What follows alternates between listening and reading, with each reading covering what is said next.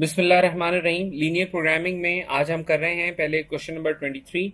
Question number 23 में आपको एक ग्राफ बनाकर दिया हुआ है, इस तरह का कोई फिजिबल रीजन, कोई शेडेड रीजन बनाकर दिया जा रहा है और आपको कुछ कॉर्नर पॉइंट्स गिवन है। कॉर्नर पॉइंट्स आपको विजिबल होंगे, यहाँ नजर आ रहे होंगे। ये आपके पास 1 2 3 4 और 5 और ये भी बताया जा रहा है कि ये जो कॉर्नर पॉइंट्स हैं ये किस किस का पॉइंट ऑफ इंटरसेक्शन है। मसलन ये पॉइंट ऑफ इंटरसेक्शन बताया जा रहा है, एक लाइन ये है और एक लाइन ये है। इसी तरह हमें ये कॉर्नर पॉइंट बताया गया, ये किसका पॉइंट ऑफ इंटरसेक्शन है। उसने कहा कि ये इस लाइन और इस लाइन का पॉइंट ऑफ इंटरसेक्शन है। लेकिन चूंकि अब हमें कॉर्नर पॉइंट्स मालूम है ही, हमें जरूरत नहीं है कि हम इन स्ट्रेट लाइंस को बहुत तवज्जो से, बहुत गौर से देखें।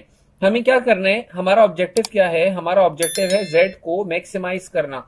तो अब जेड को मैक्सिमाइज करने के लिए हमने सिंपली यहां कॉर्नर पॉइंट्स लिखने हैं और क्या लिखना है, और जेड की वैल्यूज लिखनी है। जेड किसके बराबर था बेटा? 6x + 4x + 6y के। पहला कॉर्नर पॉइंट है मेरे पास 0,0, दूसरा कॉर्नर पॉइंट है मेरे पास 27,0, तीसरा कॉर्नर पॉइंट है 15,12, चौथा कॉर्नर पॉइंट है 5,16 और अगला कॉर्नर पॉइंट है 0,11। Now what you have to do is you have to put these values in this function। तो पहले आप z निकालिए। z किसकी इक्वल हो जाएगा? 4 times 0, 6 times 0। यहां z किसकी इक्वल हो जाएगा? 4 times 27 plus 6 times 0। यहां z इक्वल होगा 4 times 15 plus 6 multiplied by 12, 4 times 5, 6 times 16, 4 times 0, 6 times 11। ये कैलकुलेट कीजिए।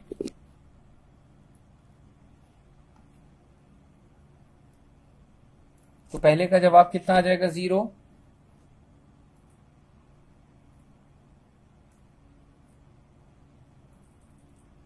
ये हमने लिखा 4 times 27, तो 4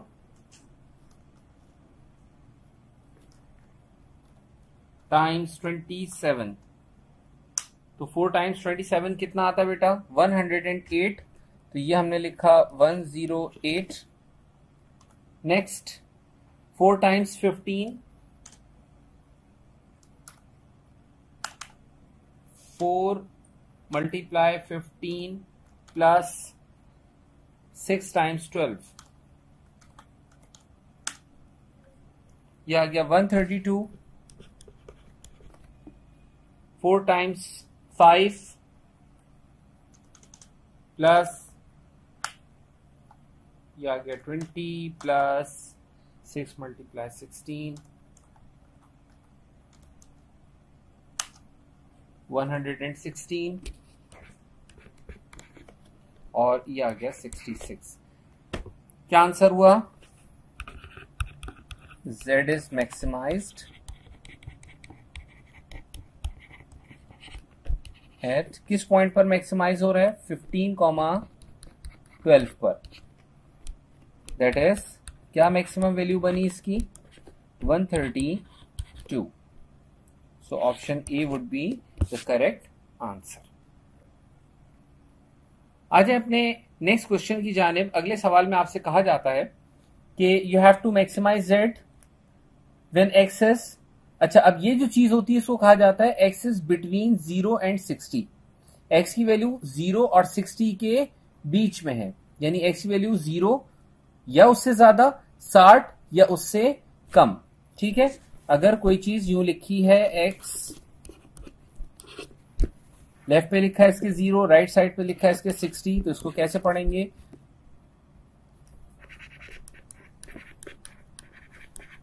minimum value of x, maximum value of x. Minimum value of x क्या है? 0 और मैक्सिमम वैल्यू ऑफ एक्स क्या है? 60। इस जुमले को मिला के क्या पढ़ा जा सकता है? X is between 0 and 60। इसका मतलब यू भी होता है कि x की वैल्यू मिनिमम अगर 0 है तो यू भी लिखा जा सकता है और इसको यू भी लिख सकते हैं। ठीक है, तो इस बात को आप इस तरह से लिखेंगे। ये असल में इसके अंदर दो कंस्ट्रेंट छुपे हुए। कौन सी दो कंस्ट्रेंट्स? एक x इज ग्रेटर देन 0 और एक x इज लेस देन 60। बिल्कुल इसी तरह सेकंड कंस्ट्रेंट देखें। सेकंड कंस्ट्रेंट में है 0 इज लेस देन और equal to y is less than और equal to 45। What does it mean? इसका मतलब क्या बनेगा? इसमें दो कंस्ट्रेंट्स हैं। कौन से दो कंस्ट्रेंट हैं? इसका मतलब है x is greater than, x नहीं है y है, y इज ग्रेटर देन और equal to 0 and y is less than और इक्वल टू 45। तो कितने कंस्ट्रेंट हो गए? 1 2 3 4। पांचवा कंस्ट्रेंट ये गिवन है। क्या है ये? 5x plus 6y is less than और इक्वल टू 420।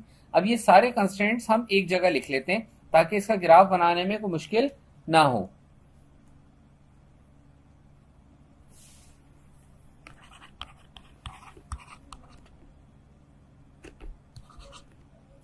अच्छा, ये और ये तो नॉन नेगेटिव कंस्ट्रेंट होते हैं, अक्सर इससे पहले आप बनाते रहे हैं, तो ये अब मैं यहां लिख नहीं रहा।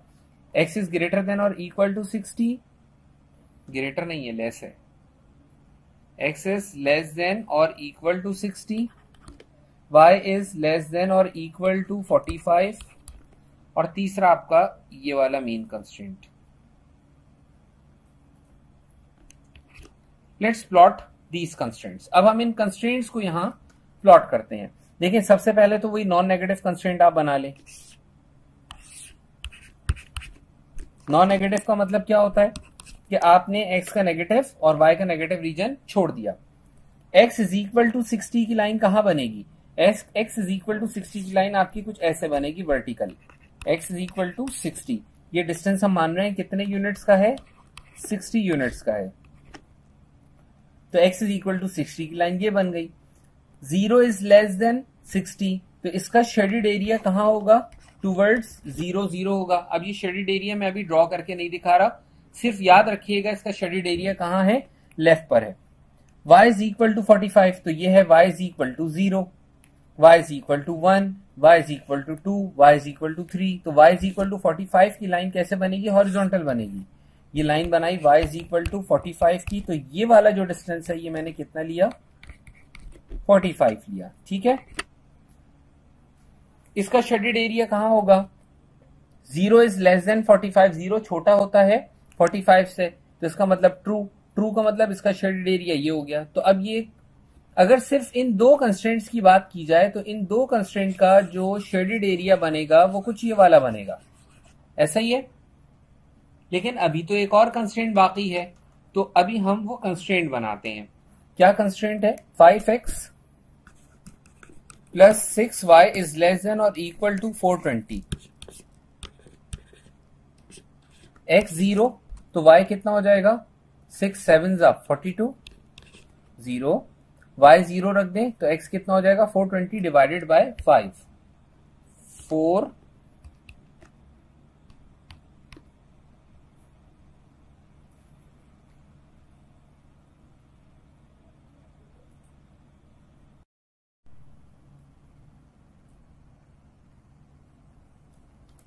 20 divided by 420 divided by 5, you get 84। तो ये 84 हमारे पास ये वाला पॉइंट बन गया। ठीक है,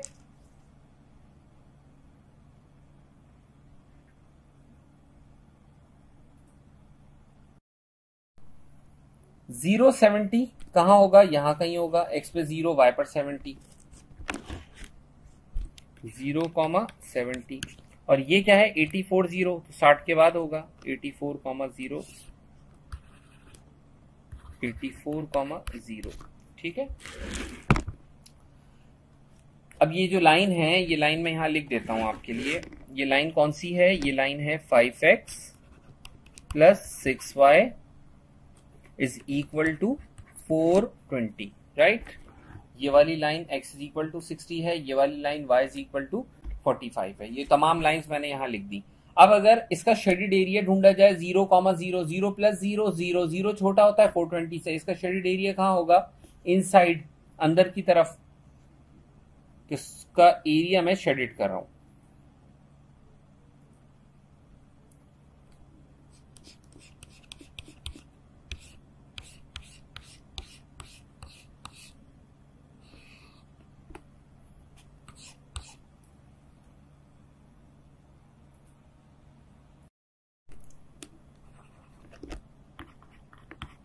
अब बनाए आप इसके corner points A 0 0, point B के कोऑर्डिनेट्स क्या होंगे? 60, नजर आ रहा है x पे 60 और y पर 0, तो पॉइंट B मैंने लिखा 60, 0।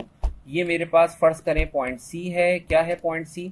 x पे 60 है और y पे कितना है ये? अब ये निकालना पड़ेगा। अब ये पॉइंट ऑफ इंटरसेक्शन है, यहां कैलकुलेट कर लेते हैं।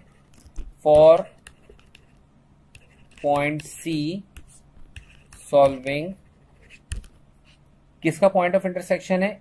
एक तो इस वर्टिकल लाइन का, ये लाइन क्या है? x is equal to 60, and दूसरी लाइन क्या है? ये वाली लाइन है, और ये लाइन क्या है? 5x plus 6y is equal to 420।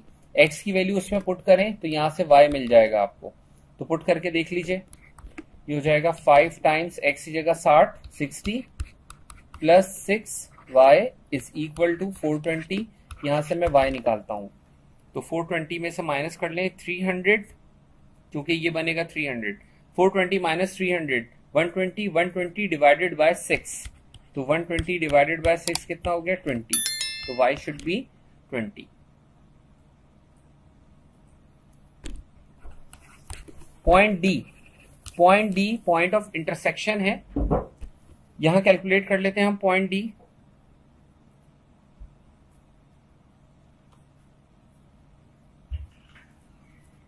For point D के लिए क्या करें? सॉल्व करें। सॉल्विंग, एक लाइन ये है, ये लाइन क्या है? y इज इक्वल टू 45, और दूसरी लाइन ये है। कौन सी लाइन है ये लाइन है 5x plus 6y is equal to 420 वाली लाइन। तो y की वैल्यू उसमें पुट करें तो ये हो जाएगा 5 times x plus 6 times y की क्या वैल्यू थी? 45 इज इक्वल टू 420। यहां से x निकाल लीजिएगा, 420 माइनस 6 टाइम्स 45 या 150, इसको डिवाइड कर लें किससे? 5 से, तो ये आ गया 30। तो x की वैल्यू कितनी आ गई बेटा? 30। तो D पॉइंट आया 30, x पे 30 और y पर कितना? 60, y पे 45, क्योंकि y कितना था? 45 था। ये y की वैल्यू ये रही, और ये पॉइंट है हमारा पॉइंट E, आखिरी कॉर्नर पॉइंट 0,45। तमाम कॉर्नर पॉइंट्स आपने निकाल लिए। तमाम कॉर्नर पॉइंट्स निकालने के बाद अब इन कॉर्नर पॉइंट्स को ऑब्जेक्टिव फंक्शन में प्लेस कर दें। तो कॉर्नर पॉइंट्स और ऑब्जेक्टिव फंक्शन क्या थे? कॉर्नर पॉइंट्स, A पहला पॉइंट था मेरा 0,0, B दूसरा कॉर्नर पॉइंट मैंने निकाला था 60,0, C तीसरा कॉर्नर पॉइंट था मेरा 60,20, D मेरे पास चौथा कॉर्नर पॉइंट था 30,45, और E मेरे पास पांचवा कॉर्नर पॉइंट था 0,45। तमाम पॉइंट्स को वन बाय वन अपने इस objective function 5x 10x plus 7y में पुट कर लें। 10x plus 7y, 10x plus 7y, तो ये हो जाएगा 0। 10 मल्टीप्लाई बाय 6 60 और एक 0 ये, 10 इंटू 60 600 ये आ गया, प्लस 7 2 ज़ा 14 और एक 0 ये आ गया, ये आ जाएगा 740। ये पुट करें, ये हो जाएगा 300 प्लस 745 ज़ा 35 35 का 5 3 7 28 29 31, ये हो जाएगा 615। और ये कैलकुलेट करें 7 टाइम्स 45, 7 3 7 28 33 31, ये कैलकुलेशन मैं रीचेक कर लेता हूं एक दफा। ठीक है, तो z की मैक्सिमम वैल्यू मुझे कहां मिली? z की मैक्सिमम वैल्यू मुझे इस पॉइंट पर मिली और ये पॉइंट क्या है 60,20।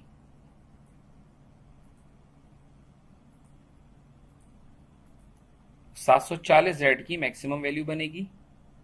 Option D would be the correct answer.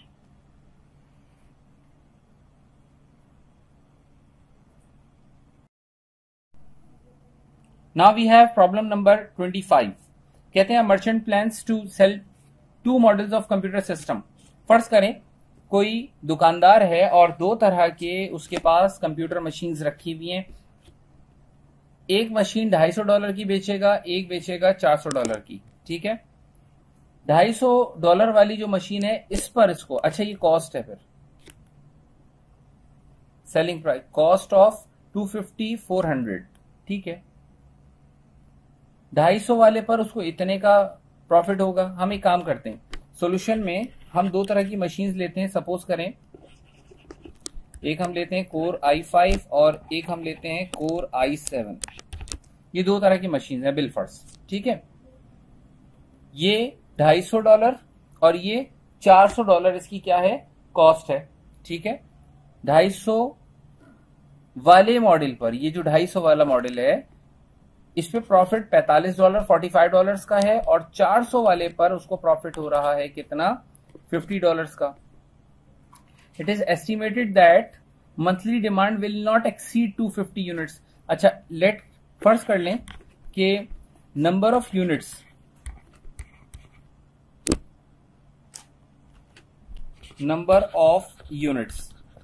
इसके हैं x और इसके हैं y। ठीक है, नंबर ऑफ यूनिट्स इसके कितने हैं x और इसके कितने हैं y। अब क्या चाहता है वो? मैक्सिमम प्रॉफिट अर्न करना चाहता है। यहां लफ्ज प्रॉफिट आ गया या मैक्सिमम प्रॉफिट आ गया। It is estimated that monthly demand will not exceed 250 units. उसके टोटल नंबर ऑफ यूनिट्स मिलाकर 250 ज्यादा नहीं बिकेंगे।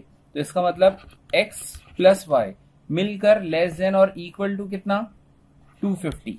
ये हो गया आपका एक कंस्ट्रेंट। सही, उसके अलावा मैक्सिमम प्रॉफिट जो ऑब्जेक्टिव है, तो यहां मैं पहले ऑब्जेक्टिव फंक्शन लिखता हूं।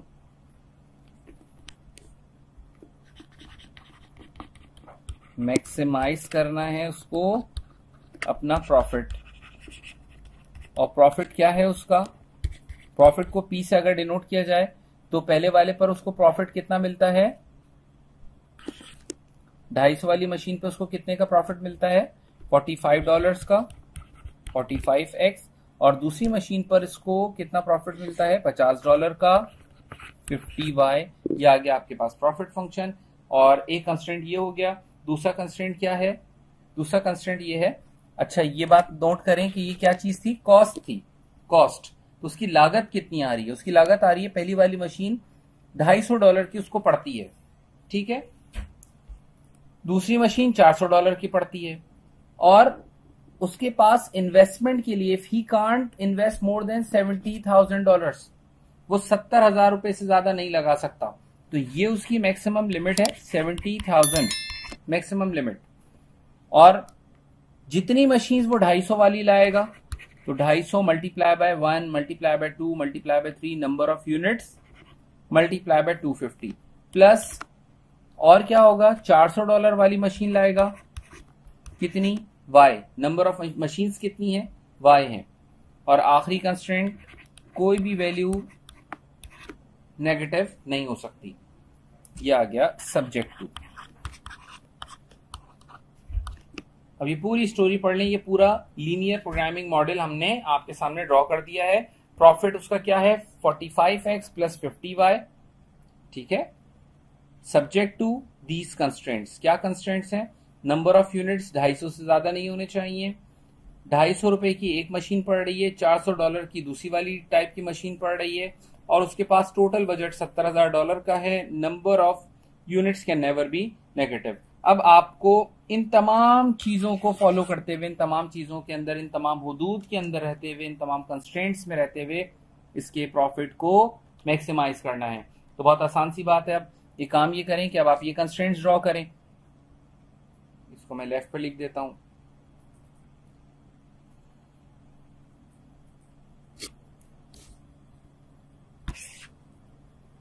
ये हो गया नॉन नेगेटिव कंस्ट्रेंट जिसमें मैंने नेगेटिव x या नेगेटिव y शामिल नहीं किया। सबसे पहला वाला कंस्ट्रेंट बनाते हैं, x plus y is less than और इक्वल टू 250, x0 y0, तो x0 y कितना 250 और y0 तो x कितना 250। तो ये लाइन कुछ ऐसे बनेगी जिसमें ये पॉइंट हो जाएगा 0 पे 250 और ये पॉइंट हो जाएगा 250 पे 0। दूसरी लाइन ड्रॉ करें। अच्छा, इसका शेडेड एरिया कहाँ होगा, 0 प्लस 0, 0, 0 छोटा होता है 250 से। शेडेड एरिया इसका इनसाइड, अंदर की जानिब 0 0 की तरफ। दूसरा कंस्ट्रेंट बनाएं। दूसरा कंस्ट्रेंट था आपका 250x plus 400y is less than और इक्वल टू 70,000 xy। बेटा x0, जब x0 तो y कितना 70,000 डिवाइडेड बाय 400,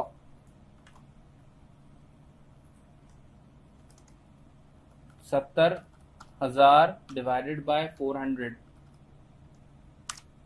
यह आ गया 175।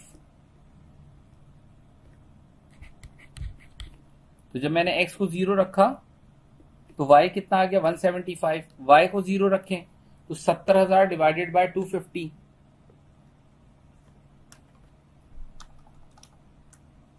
70,000 डिवाइडेड बाय 250, यह आ गया आपके पास 280। ठीक है, ये पॉइंट्स आ गए आपके पास। इन पॉइंट्स के बाद 0 250, 250 पे 0, ठीक है। तीसरा हमने निकाला था दूसरा कंस्टेंट 0 175 और 280 पे 0, ठीक है। दूसरा कंस्टेंट ड्रॉ करें। 0 पे 175 250 से कहीं नीचे होगा, 250 से कहीं नीचे होगा, तो दूसरा पॉइंट ये हो गया। 280 पे 0, 280 कहाँ होगा, यकीनन 250 के बाद कहीं होगा, तो दूसरी लाइन मैंने ये ड्रॉ कर दी। ये पॉइंट मैंने लिया 280 पे 0। शेडेड एरिया कहाँ बनेगा, इनसाइड, क्योंकि 0,0 इस इनइक्वालिटी को सेटिस्फाई कर रहा है, तो इसके अंदर का एरिया मैं शेडेड करता हूं।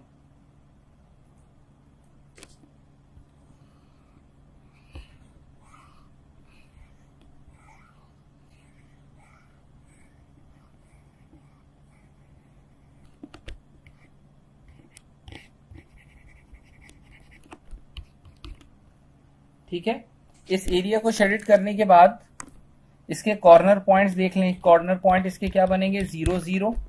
Let's call this point A, call this point B, call this point C, which is the point of intersection of these two lines. ये इन दोनों का पॉइंट ऑफ इंटरसेक्शन है। तो ये वाली लाइन कौन सी है, जो 250 से थ्रो हो रही है। कौन सी वाली लाइन थी ये, 250 वाली। ये रही ये लाइन, ये लाइन थी x plus y is equal to 250 की।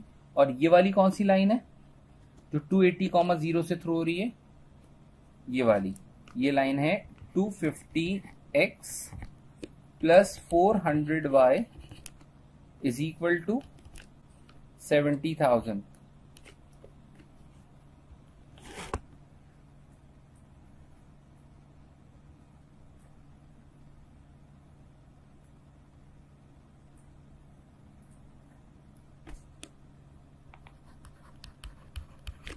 ठीक है, तो अब पॉइंट सी कैलकुलेटर में कैलकुलेट कर लें। कैसे कैलकुलेट करेंगे, देखें। इस इक्वेशन में एक्स और वाई के कोफिशिएंट्स डालें, कांस्टेंट डालें, सेकंड इक्वेशन के कांस्टेंट और कोफिशिएंट को पुट करें। देखिए मैं करके दिखाता हूं आपको। सबसे पहले मोड का बटन मैंने प्रेस किया। मोड का बटन प्रेस करने के बाद मैं 5 नंबर ऑप्शन, इक्वेशन का ऑप्शन है, ये 5 सिलेक्ट किया।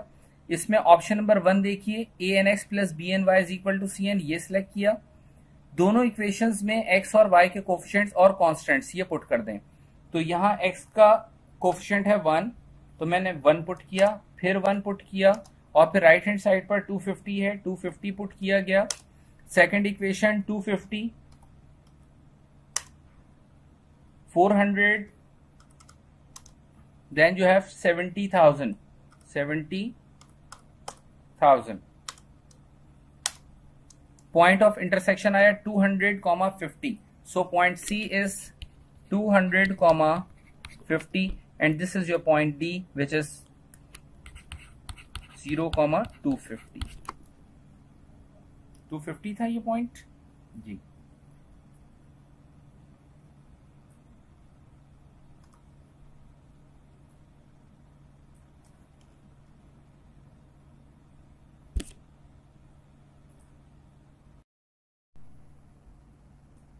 पॉइंट डी ये वाला था, ठीक है, 0,250, क्योंकि ये इस लाइन के ऊपर था। ये वाला कौन सा पॉइंट था, ये ट्रेस कर लें। 280 से पास होने वाली लाइन थी ना, ये वाली लाइन है। 280 से जो लाइन पास हो रही है 280,0 से, वो ये वाली लाइन थी। 0,175 था ये point. Call this point D. इस पॉइंट को डी कहने की जरूरत, ऊपर वाले पॉइंट को डी कहने की जरूरत नहीं है। तमाम कॉर्नर पॉइंट्स मौजूद हैं। ये कॉर्नर पॉइंट सारे यहां लिखें और z फाइंड कीजिए। z था, p था, p था, p का मतलब प्रॉफिट। क्या था प्रॉफिट बताएं? 45x plus 50y, 45x plus 50y। तो कॉर्नर पॉइंट्स हम यहां एक एक करके पुट करते हैं। पहला कॉर्नर पॉइंट 0,0, दूसरा कॉर्नर पॉइंट 250,0, तीसरा कॉर्नर पॉइंट 200,50 और चौथा कॉर्नर पॉइंट आपके पास पॉइंट डी और ये है 0,175।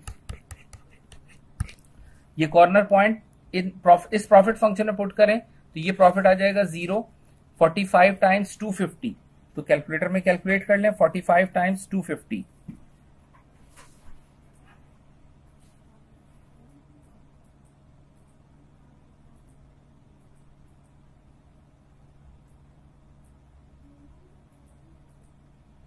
$45 times 250 you get 11250। ये कैलकुलेट कर लें। नेक्स्ट वाला पॉइंट 200, 250,0। ये सारे कॉर्नर पॉइंट्स यहाँ कैलकुलेट करके मैं लिख देता हूं। तो मैंने ये सारे पॉइंट्स लिख दिए हैं। प्रॉफिट जो मैक्सिमाइज हो रहा है वो इस पॉइंट पर हो रहा है 11,500, 11,200 समथिंग, 8,000। तो profit is maximize at this point.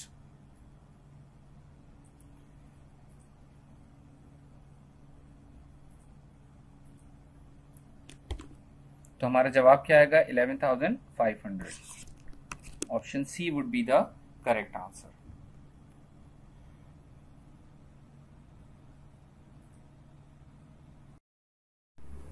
अच्छा बेटा, अब हम करते हैं इसका क्वेश्चन नंबर 26। क्वेश्चन नंबर 26 में एक जरूरी करेक्शन कर लीजिएगा। पीछे किताब में, पीछे जो मैंने हैंडआउट में आंसर दिया हुआ है वो आंसर शायद बी दिया हुआ है, तो इसका सही जवाब वहां पर आंसर शीट में सही कर लीजिएगा। इसका सही आंसर डी है, ठीक है। मेरे पास इसकी करेक्शन हुई हुई है, तो ये D would be the correct answer. हम इसको सॉल्व करते हैं। इस सवाल को कहते हैं a farmer has 150 acres of land available to raise 2 crops. हमारे पास 2 क्रॉप्स हैं। Suppose crop A and crop B, 2 तरह की क्रॉप्स हैं और टोटल लैंड है हमारे पास 150, ठीक है। उसके बाद it takes 1 day to trim crop A,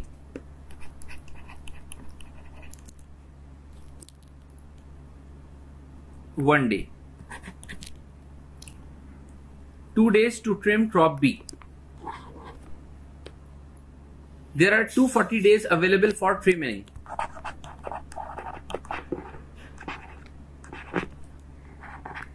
$240 days available हैं trimming के लिए। It takes 0.3 days to pick an acre of crop A.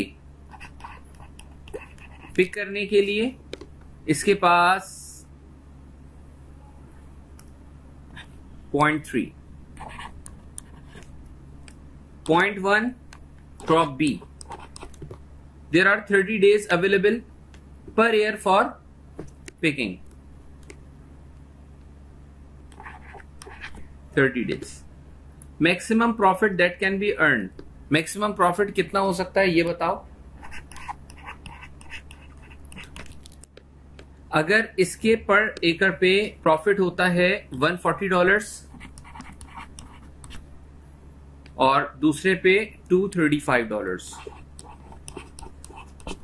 ठीक है, इसके नंबर ऑफ एकर्स को हम x कह देते हैं. क्रॉप ए के नंबर ऑफ एकर्स, इसके हो गए बेटा x और इसके क्या हो गए y. ये आपके पास पूरा एक टेबल बन गया. अब इस टेबल की मदद से आप क्या फाइंड करेंगे. अब इस टेबल को आप एलपी मॉडल में चेंज करेंगे. तो क्या बनेगा इसका एलपी मॉडल. मैक्सिमाइज प्रॉफिट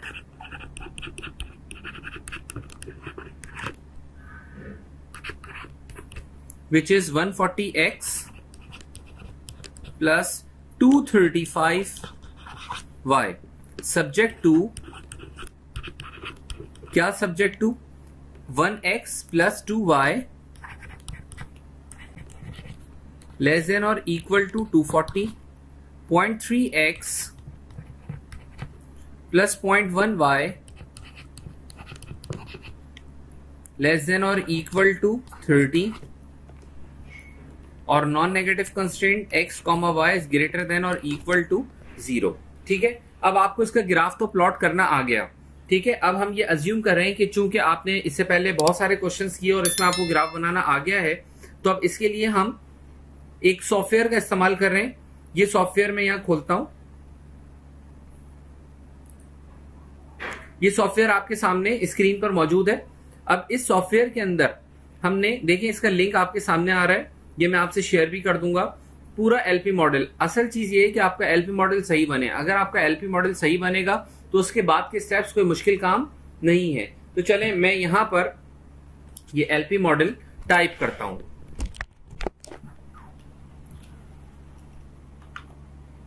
ये है maximize P which is 140x plus 230y.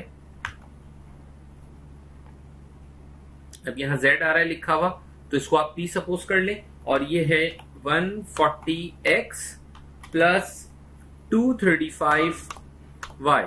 ठीक है, उसके बाद कंस्ट्रेंट्स पर आ जाए. पहला कंस्ट्रेंट है x plus 2y is less than और equal to 240. x plus 2y is less than और इक्वल टू 240. उसके अलावा दूसरा कंस्ट्रेंट है 0.3x plus 0.1y. 0.3x plus 0.1y is less than or equal to 30. तीसरा कंस्ट्रेंट है x is greater than 0, y is greater than 0. x is greater than or equal to 0,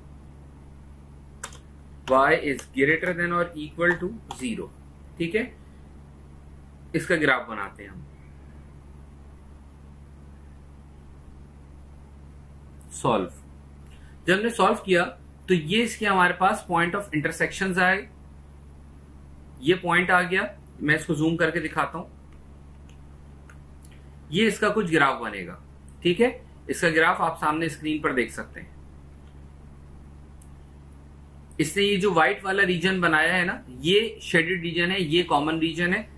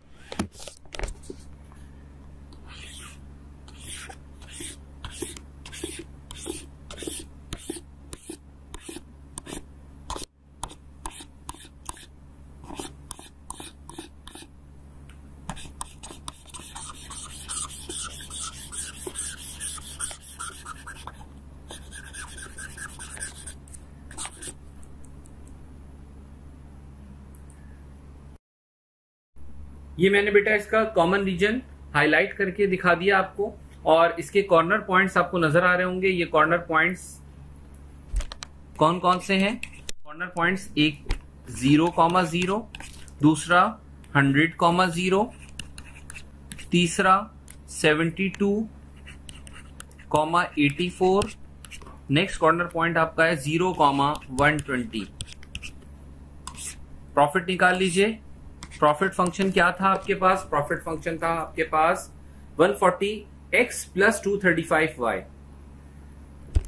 140x plus 235y। अब आपको पता है कि x और y की values इसमें प्लेस कर दी जाएंगी, तो इसके अगेन जो भी इसके आंसर आ जाए। अच्छा, इसके आंसर मैंने ये निकाल के रखे हुए। यही ग्राफ, यही एप्लीकेशन आपको इसके कॉर्नर पॉइंट्स और रिजल्ट्स भी जनरेट करके देता है। देखिए, ये उसने कॉर्नर पॉइंट्स लिखे हैं। ये कॉर्नर पॉइंट्स आपको नजर आ रहे होंगे वर्टेक्स की फॉर्म में, ठीक है। सेकंड लाइन की हमें जरूरत नहीं है, इसकी हमें, इस कॉलम की हमें कोई जरूरत नहीं है, so leave it. Value of objective function 72,84 और मैक्सिमम वैल्यू इसकी आ रही है 29820, दैट इज मैक्सिमम वैल्यू। आप ये कॉर्नर पॉइंट जब इसमें ऑब्जेक्टिव फंक्शन में पुट करेंगे तो आपके ये रिजल्ट्स बनेंगे। तो ये करेक्ट आंसर वुड बी 29,820।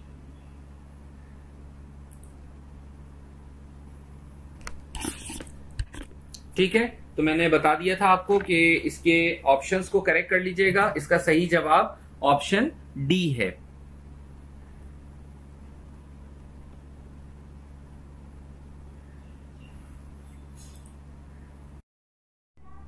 अच्छा, अब हम करते हैं इसका सवाल नंबर 27, क्वेश्चन नंबर 27। कहते हैं a furniture company produces tables and chairs. Table बना रहे हैं और चेयर बना रहे हैं, तो क्वांटिटी हम इसके लिख देते हैं units, number of units, number of units. फर्ज करो टेबल के x, चेयर के y। Each table takes 4 hours of carpentry,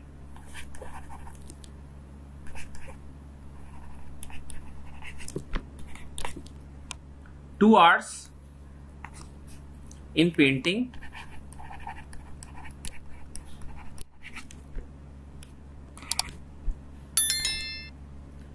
each chair requires 3 hours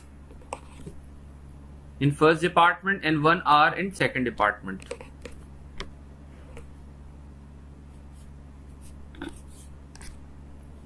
During the current production period 240 hours of carpentry time are available. Available कितना है? 240, 100 hours painting. Each table sold the profit of $7. Profit पहले पर कितना होगा? $7 का होगा, दूसरे पर कितना होगा? $5 का होगा। मैक्सिमम प्रॉफिट बताओ, सेम पिछले सवाल जैसा। तो इसका ये आपने बना लिया टेबल। टेबल बनाने के बाद अगला मरहला आपका है एलपी मॉडल बनाने का। तो maximize profit which is 7x plus 5y subject to क्या? Subject to 4x plus 3y is less than और equal to 240, 2x plus 1y, 1 लिखने की जरूरत नहीं है, लेस देन और इक्वल टू 100, और non negative constant x y दोनों ग्रेटर देन और इक्वल टू क्या होंगे? 0। चले हम ये प्लॉट करते हैं। इसको प्लॉट करना आपको आता है।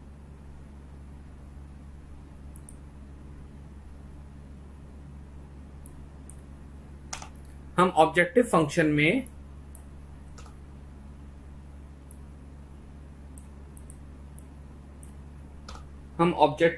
क्या पुट करेंगे?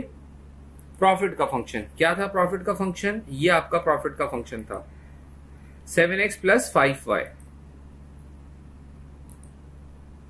7x plus 5y, 7x plus 5y।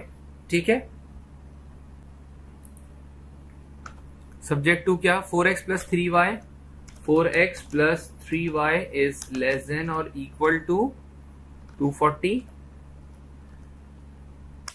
Next, 2x plus y is less than or equal to 100.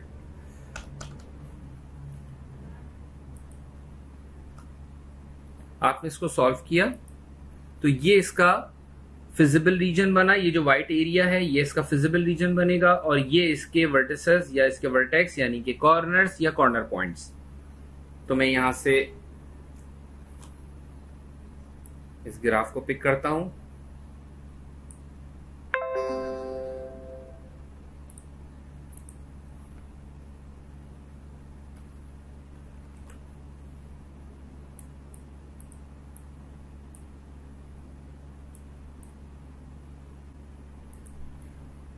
इसका जो शेडेड रीजन है दैट शुड बी दिस।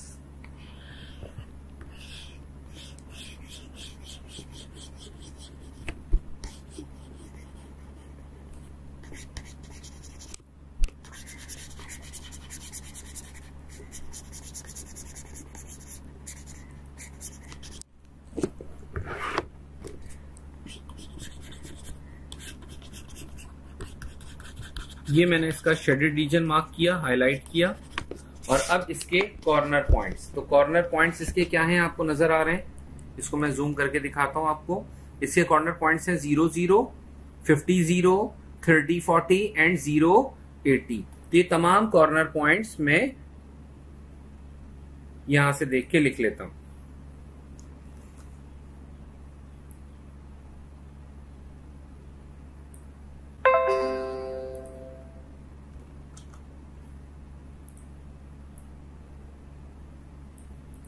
तो मैक्सिमम वैल्यू हमारी क्या आ रही है, मैक्सिमम वैल्यू इस पे हमारी 410 आ रही है। किस पॉइंट पर, 30,40 पर।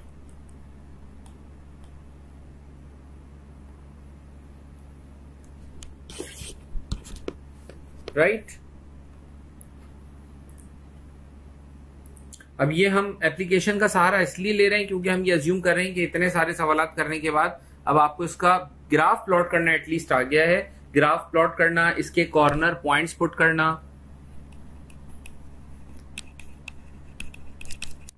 आपने वर्टेक्स नहीं सीखा लफ्ज, आपने कॉर्नर पॉइंट सीखा है तो आप कॉर्नर पॉइंट्स ही रखें।